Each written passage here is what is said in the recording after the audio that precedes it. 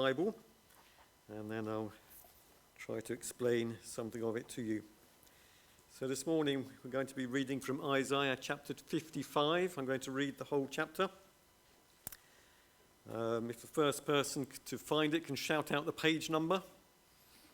Oh, it's even on there. That's well prepared by Sam, because I don't have a church Bible.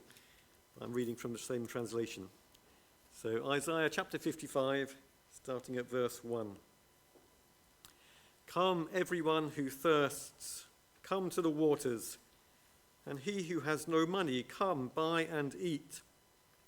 Come, buy wine and milk without money and without price. Why do you spend your money for that which is not bread, and your labor for that which does not satisfy? Listen diligently to me and eat what is good, and delight yourselves in rich food. Incline your ear and come to me. Hear, that your soul may live. And I will make with you an everlasting covenant, my steadfast, sure love for David. Behold, I made him a witness to the peoples, a leader and commander for the peoples. Behold, you shall call a nation that you do not know, and a nation that you did not know, you shall run to you. Because of the Lord your God and of the Holy One of Israel, for he has glorified you. Seek the Lord while he may be found. Call upon him while he is near. Let the wicked forsake his way, and the unrighteous man his thoughts. Let him return to the Lord, that he may have compassion on him, and to our God, for he will abundantly pardon. For my thoughts are not your thoughts, neither are your ways my ways, declares the Lord. For as the heavens are higher than the earth, so are my ways higher than your ways, and my thoughts than your thoughts. For as the rain and the snow come down from heaven, and do not return there, but water the earth, making it bring forth and sprout, giving seed to the sower, and bread to the eater, so shall my word be that goes out from my mouth. It shall not return to me empty, but it shall accomplish that which I purpose, and shall succeed in the thing for which I sent it. For you shall go out in joy, and be led forth in peace. The mountains and the hills before you shall break forth into singing, and all the trees of the field shall clap their hands. Instead of the thorn shall come up the cypress. Instead of the briar shall come up the myrtle, and it shall make a name for the Lord, an everlasting name that shall not be cut off. Let's have a quick word of prayer before we begin the sermon. Let's pray. Our holy and loving Heavenly Father, we do thank you that you are a God who has chosen to speak to us. Through your word, you have chosen to make yourself known to us through the writings of the prophets and the apostles and others. Heavenly Father, we do pray this morning that you'd help me to speak clearly, and you'd help us each one to understand what you have to say to us through this chapter of Scripture. We pray that you'd speak to our hearts, to each one as they have need. We pray you'd help us to respond appropriately to what you have to say to us. Help us to trust your word. Help us to take it seriously. Help us to live it out in the days and weeks that lie ahead. In Jesus' name, amen.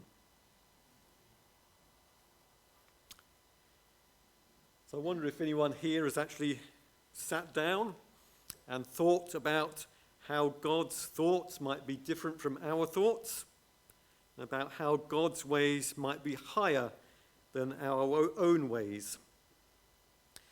That's what I want to do a little this morning. I want to kind of hang this sermon around the verses 8 and 9 of Isaiah chapter 55, where we read, "For my thoughts are not your thoughts,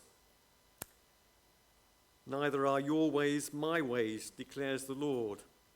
For as the heavens are higher than the earth, so are my ways higher than your ways, and my thoughts higher than your thoughts.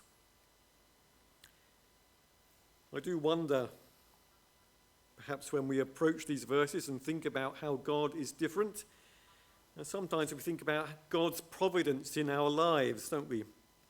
How our lives maybe work out rather differently from what we might have wanted or expected.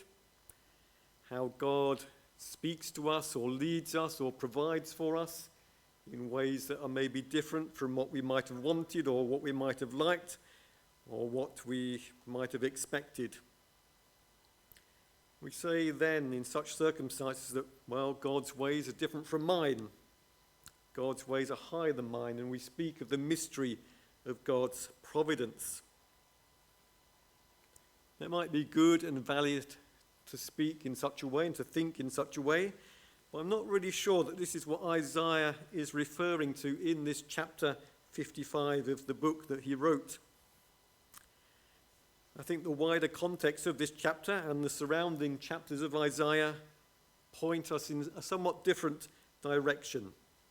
And it's down this road that I want to take us this morning, to show in some ways how God's thoughts and how God's ways are different from our own and are higher from our own. So there's going to be 3 points, 3 ways in which I've identified, in which God's ways are different and higher from our own, and then 2 ways in which we can apply it. And this isn't exhaustive. I'm sure that if you go home and think about things later yourselves, you can think of lots more ways in which God is different to ourselves. But our time is limited, and probably your patience too, so we'll stick to 3 this morning. Just to give some background information, Isaiah was a prophet who lived about 500 to 600 years before Jesus Christ. He lived at the time when his people, the people of Judah, they were about to suffer a national catastrophe. He lived before the time where they were invaded by an army, where their city was destroyed, and where the survivors were taken into exile.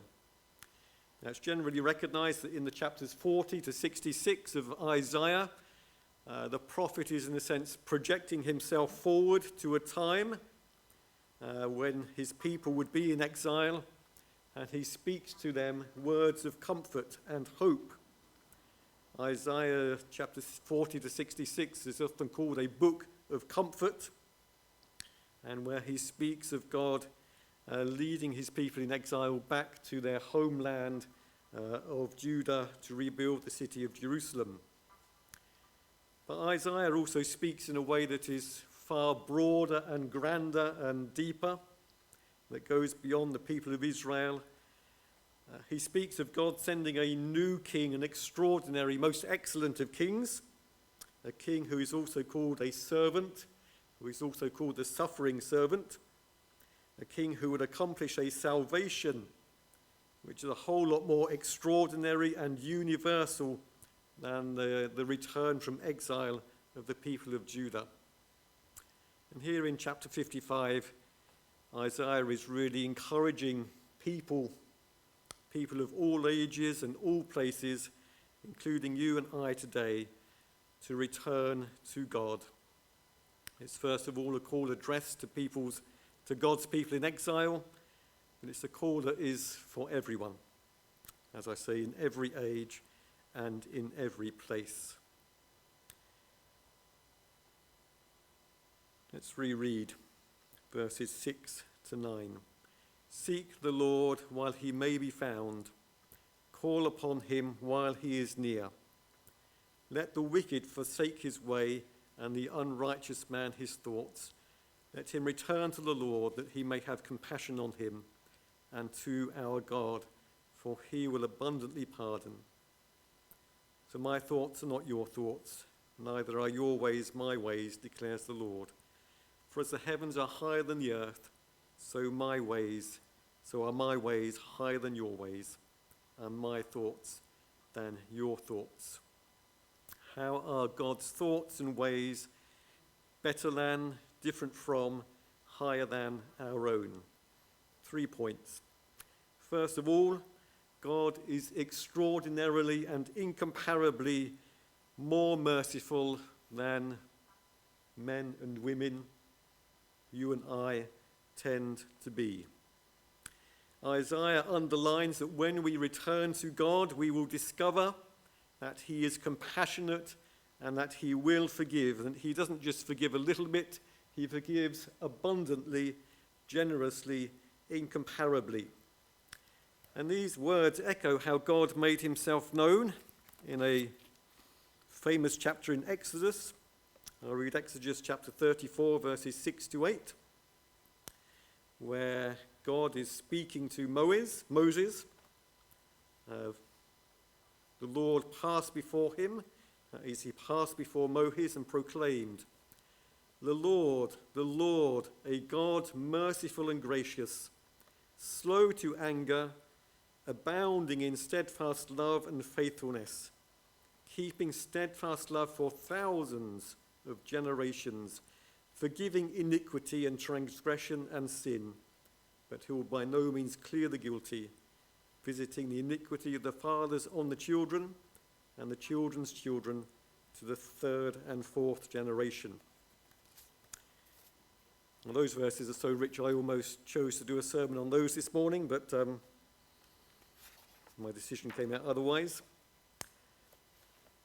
God makes himself known as a merciful God, a mercy that expresses itself through grace, that expresses itself in patience, a slowness to anger, forbearance or long-suffering are other words that could be used, a mercy that expresses itself through steadfast love, through faithful commitment to his covenant, a commitment to his people, and through a generous and abundant forgiveness.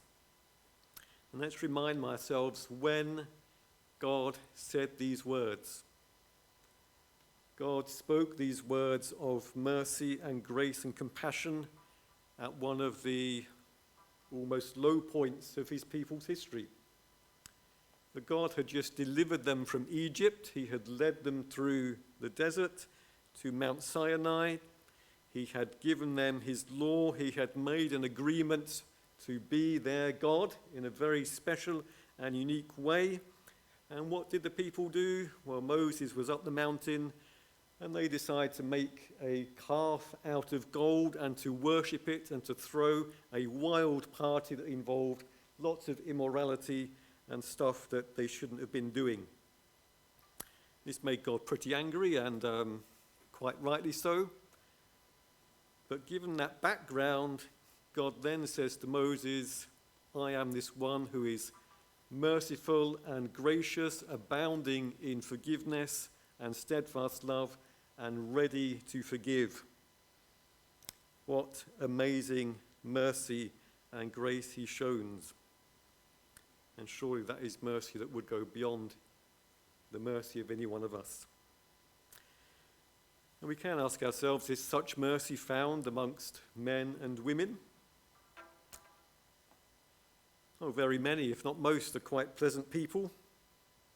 Many are kind and compassionate in different ways. Many give their time to be helpful, to be involved in charitable work, can be generous, and all that is very good. But mercy is really tested or comes to light when things start to go wrong. And we know that things do go wrong, don't they? We know that things go wrong in relationships, and when they do we meet with mercy then? To what extent are people forgiving and patient? Perhaps they are. But we all have our limits, don't we? And often those limits are quickly reached. We'd rather get our own back. We look for ways to retaliate. We look for ways to withdraw. When things go wrong, when there has been offence, when there has been misunderstanding, when there has been hurt or injustice, mercy can very quickly go out of the window. And there's all too often a reluctance and unwillingness to forgive, to be reconciled, or to seek peace.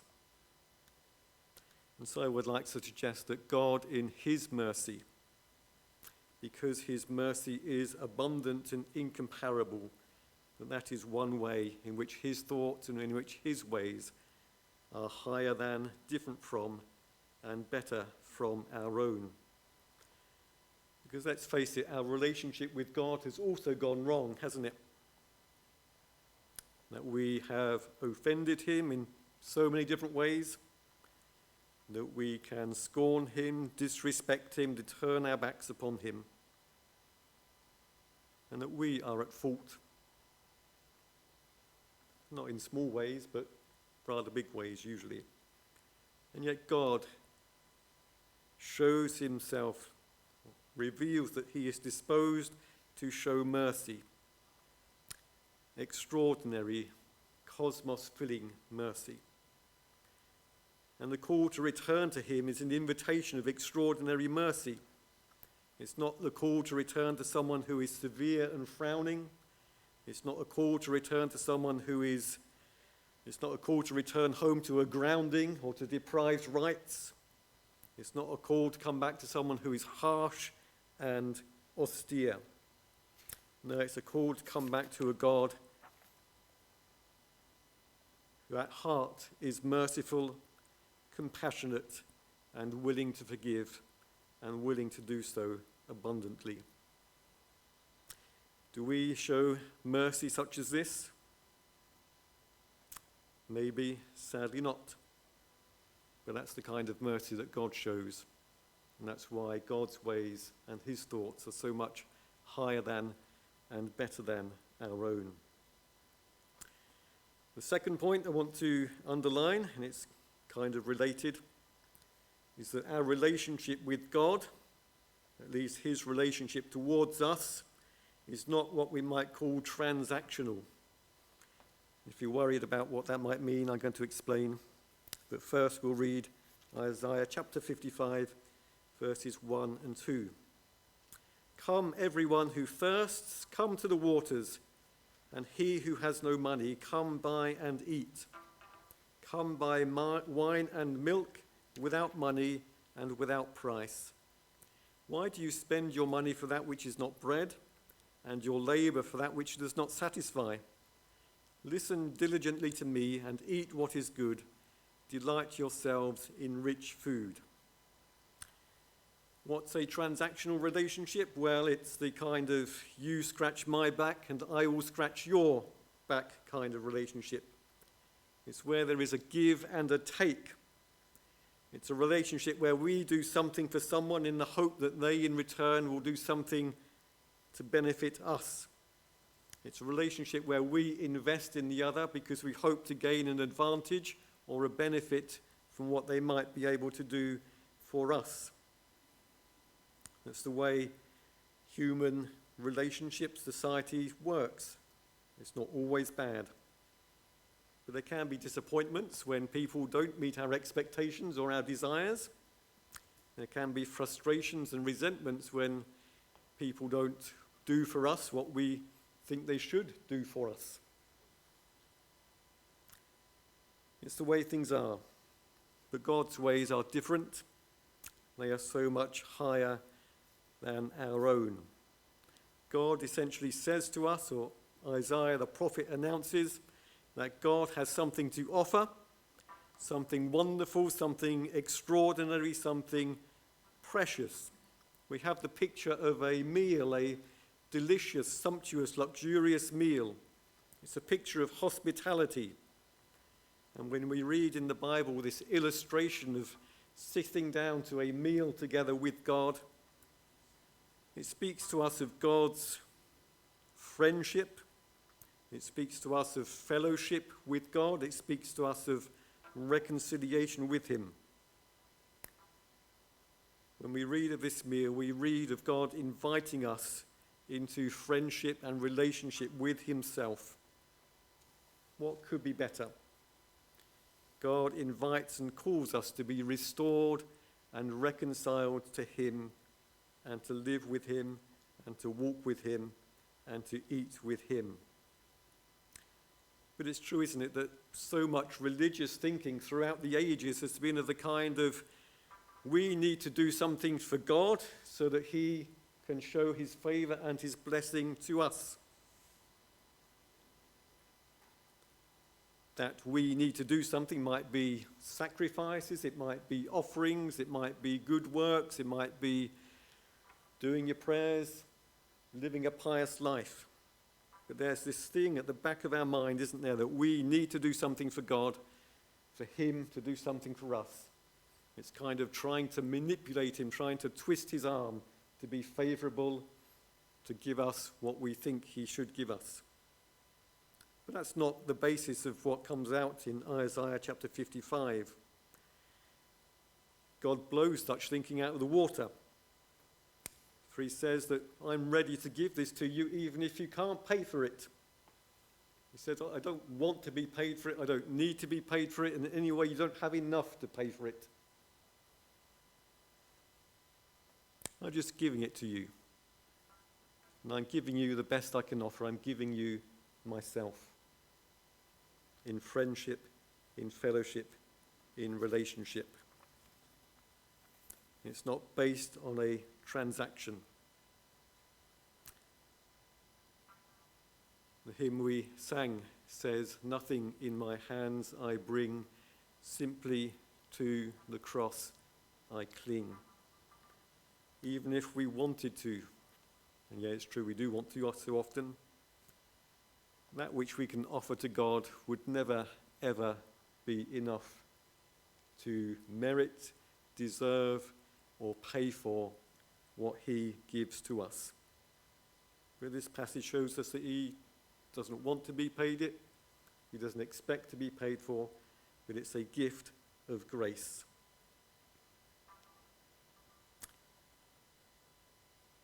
This incomparable gift is grace.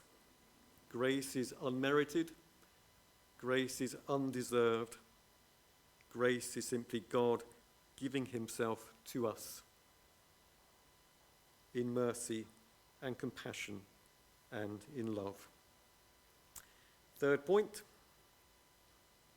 how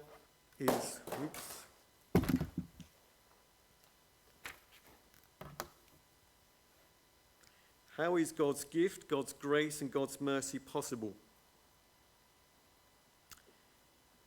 Because God is good, and we are very often bad. God is right, so often we get things wrong.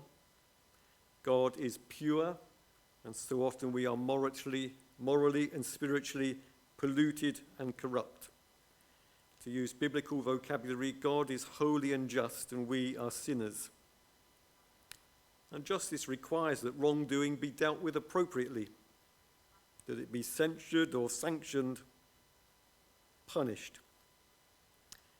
And yet God, who is just, displays mercy and grace, and he gives himself to us in love, compassion, and faithfulness. How is that possible? Well, a couple of chapters earlier in Isaiah, we have one of the most famous songs of the suffering servant, chapter 53. I'll just read verses 4 to 6.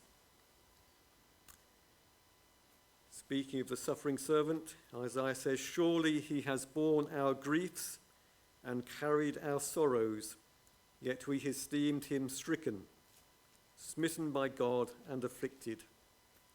But he was pierced for our transgressions. He was crushed, why? For our iniquities. Upon him was the chastisement that brought us peace, and with his wounds we are healed. All we like sheep have gone astray. We've turned every one to his own way, and the Lord has laid on him the iniquity of us all." When we read the New Testament, it becomes absolutely clear that the suffering servant of whom Isaiah was speaking is none other than Jesus Christ, and that the event that is being referred to so movingly in his words was the cross of Christ, where Jesus hung, pierced, and we learn that he was pierced for our own transgressions.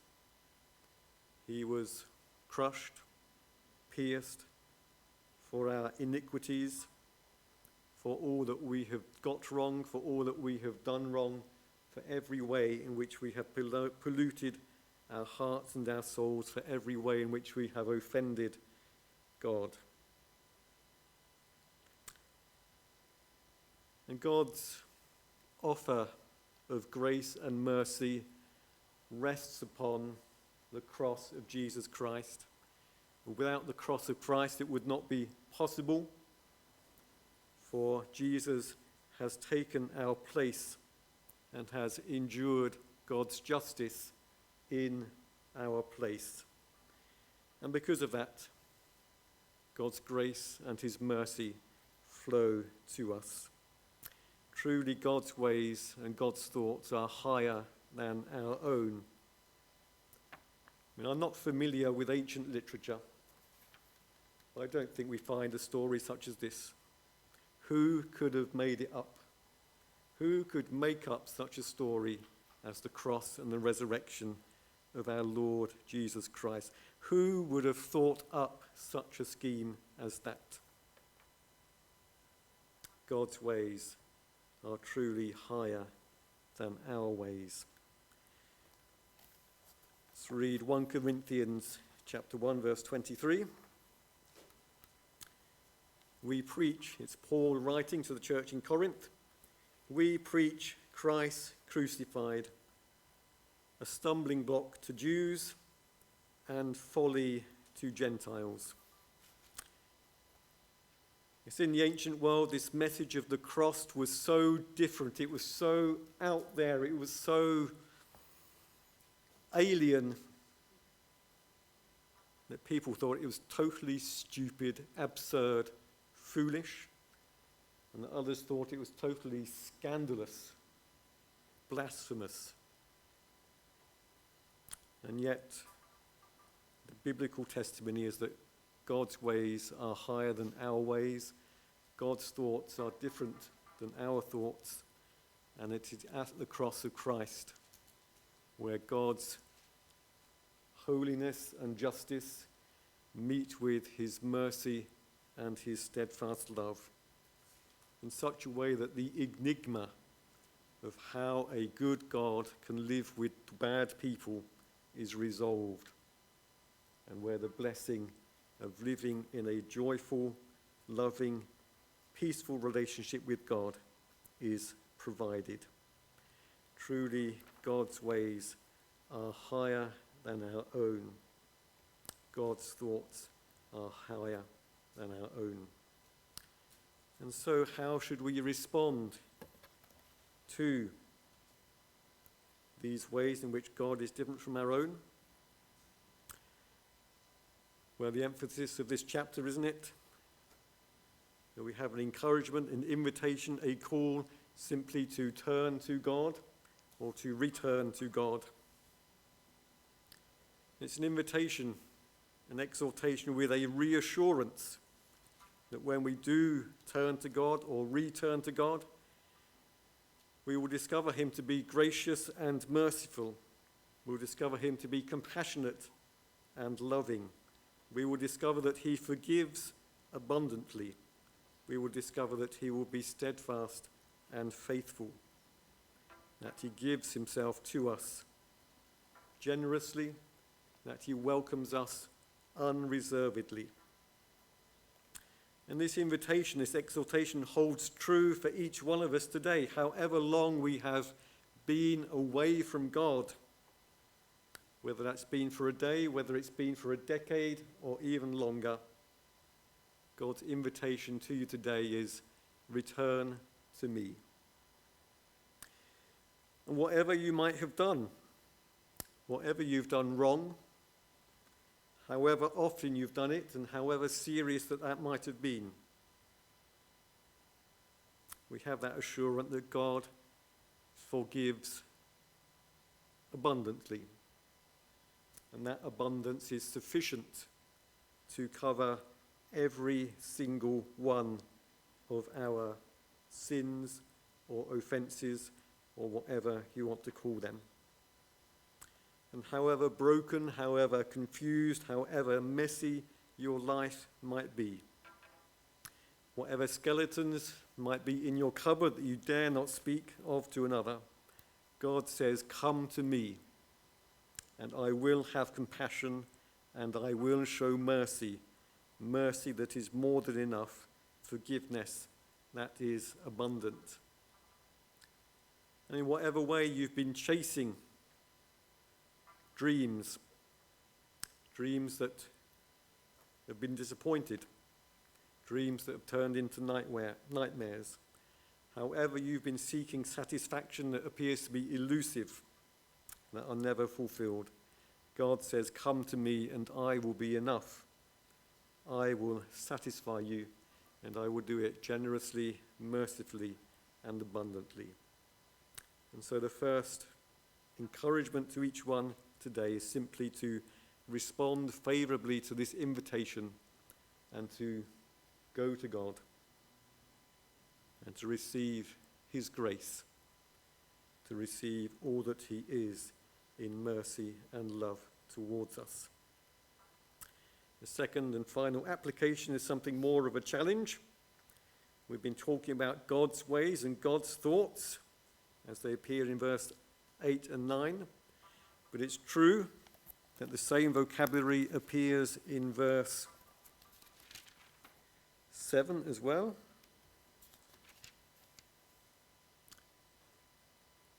Where Isaiah says, "Let the wicked forsake his way," same word, way, "and the unrighteous man his thoughts." Let the wicked forsake his way, and the unrighteous man his thoughts. So as we return to God, we are also called to change our ways and to change our thinking. To forsake means to disown, to denounce, or to leave behind. And the implication is that when we live in this new life that God offers and calls us, that will involve, on the one hand, identifying and leaving behind those thoughts and those ways within us that could be qualified as wicked or unrighteous. We could use other words like bad, wrong, immoral, unethical, unfair, impure, and so on.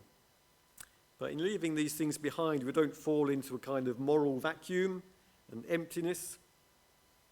There is this parallel vocabulary between our thoughts and God's thoughts, between our ways and God's ways. I think what Isaiah is encouraging us to do, calling us to do, is to move from one way of thinking and one way of doing to God's way of thinking and God's way of acting. What are God's higher, good thoughts and ways?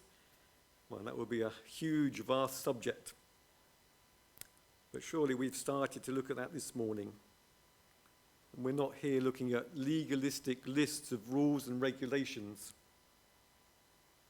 I would suggest that we are called to conduct our relationships in a way that displays some of the same compassion and mercy and steadfast love that God displays to us.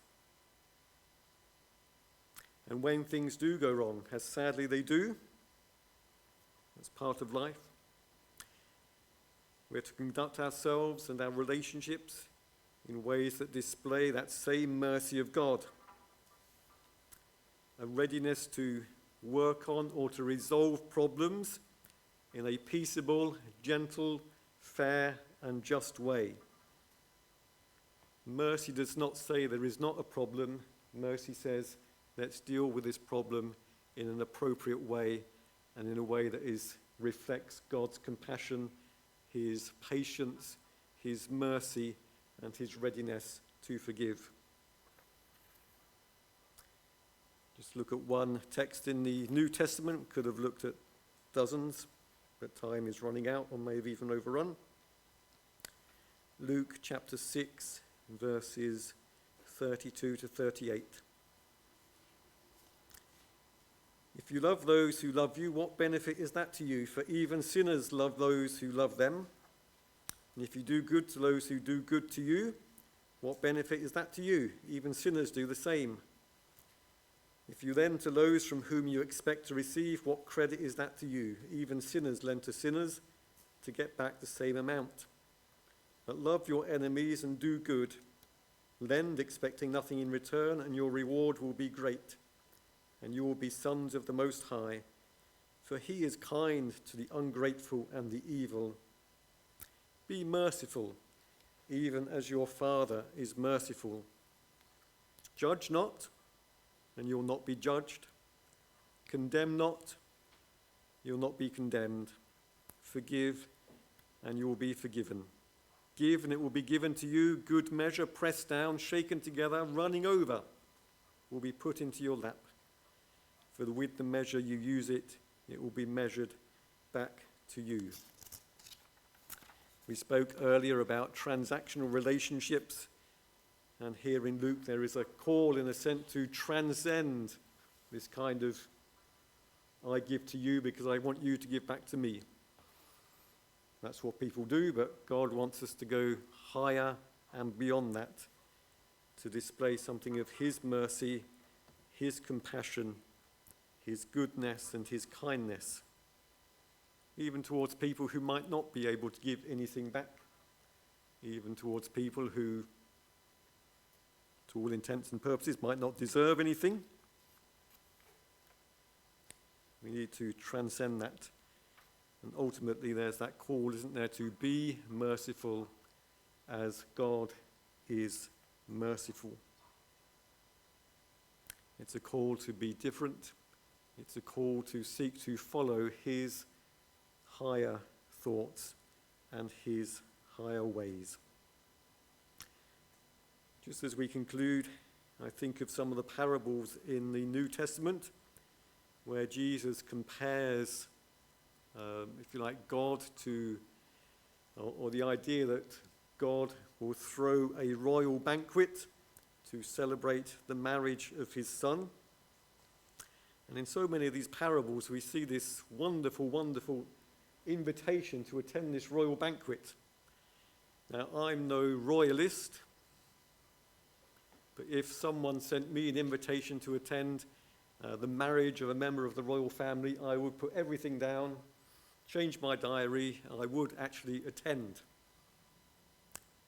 But so often in these parables, Jesus is saying God is arranging an even better banquet, and what God is offering us is even more extraordinary, incomparable, compared even to a royal wedding.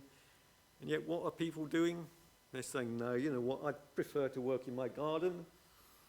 I need to do my shopping, I'm going to go to Tesco. And they give all kinds of absurd excuses. What will you do with God's invitation that he addresses to you this morning? That call, that exhortation, that encouragement to come to him and to discover in him all that can satisfy, to discover in him grace and mercy and abundant forgiveness. I trust that each of us would truly turn to him and trust him and enjoy all that he wants to give us. Amen. Well, we're going to sing another